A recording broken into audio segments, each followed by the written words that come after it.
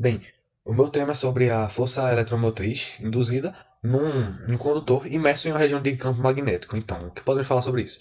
De semelhante modo, né, a quando nós colocamos esse condutor em uma região de campo magnético e sobre ele colocamos uma velocidade, né, e transpassando esse campo magnético, de mesmo modo que vai gerar uma corrente induzida pela ação da força magnética, também vai gerar DDP, pois a corrente elétrica não subsiste, por assim dizer, sem uma DDP. São dois componentes obrigatórios junto com a resistência que é constante do material para se ter essa corrente passando. E o módulo dessa corrente a gente pode dar pela multiplicação do campo pelo comprimento do condutor e pela velocidade que ele se encontra no meio. E certamente, para que ele continue tendo essa velocidade que tem que ser constante, não deve ter nenhuma força externa resultante sobre ele. Sendo assim, temos que aplicar uma força nele que equilibre a força magnética para que essa força magnética gere apenas a Fem nesse condutor e não gere aceleração no material. Dessa forma, gerando uma variação na velocidade e complicando esse processo de manter a velocidade constante e manter a DDP e a corrente passando nesse condutor.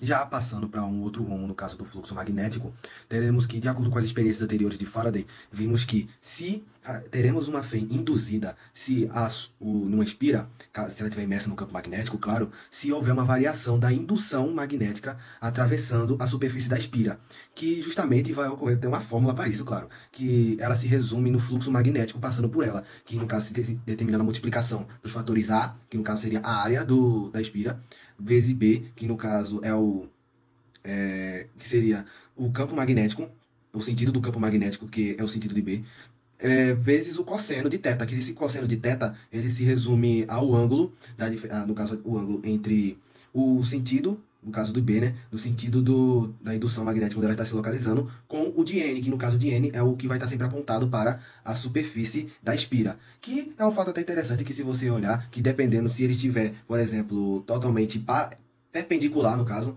à indução, praticamente o fluxo magnético nele nessa espira vai ser considerado nulo, porque não vai ter nenhum indução magnética passando através dele.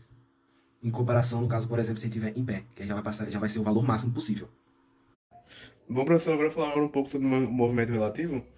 E basicamente funciona o seguinte, que se move o condutor, se um condutor se move através de um campo magnético estático, será conduzida no condutor. A direção da corrente, dessa corrente induzida, ela, para a gente conseguir identificar, ela vai ser pela regra da mão direita, em que basicamente o dedão vai ser a força, o dedo indicador vai ser a direção, o sentido, né? E o dedo do meio será a velocidade, vetor velocidade. E um exemplo, basicamente, é se uma espira retangular é mantida fixa e imersa entre os polos de um ímã. Um perímetro A ele pode ser intercalado na espira e deslocando-se o ímã, verificando que também nesse perímetro indica a passagem da corrente elétrica, que cessa quando o ímã para. Invertendo o sentido do deslocamento do ímã, invertemos o sentido da corrente induzida. Bom, vou mostrar uma imagem para falar mais ou menos como é que, para demonstrar mais ou menos como é que isso vai ser indicado na figura abaixo. Olá, professor. Hoje eu vou falar sobre a indução magnética da lei de Lenz.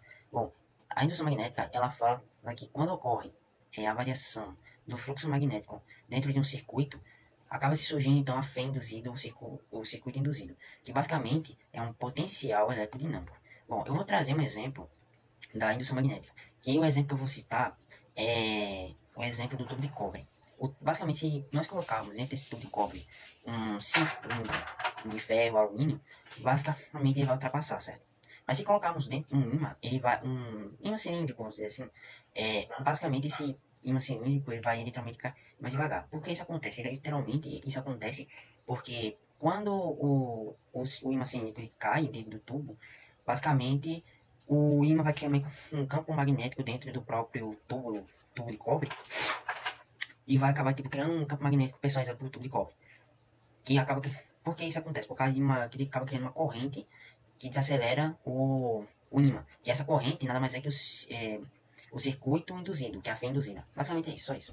Eu vou falar sobre o sentido da corrente induzida da lei de Lenz. Consideramos o circuito induzido aquele circuito que é ligado a um perímetro que faz ligação do zero ao central, enquanto o polo norte do ímã se aproxima da espira. A corrente induzida tem um sentido tal que origina na face da espira, voltada para o ímã. O polo norte. Esse polo opõe-se à aproximação do ímã, e, portanto, a variação do fluxo magnético, que é causada da fé induzida, ao ser face da espira voltada para o ímã. Um polo sul. que se opõe ao afastamento do ímã, na figura 12A. Bom, em relação à energia elétrica gerada no circuito induzido, é obtido graças a uma porção de energia do trabalho realizado ao aproximarmos ou afastarmos um ímã.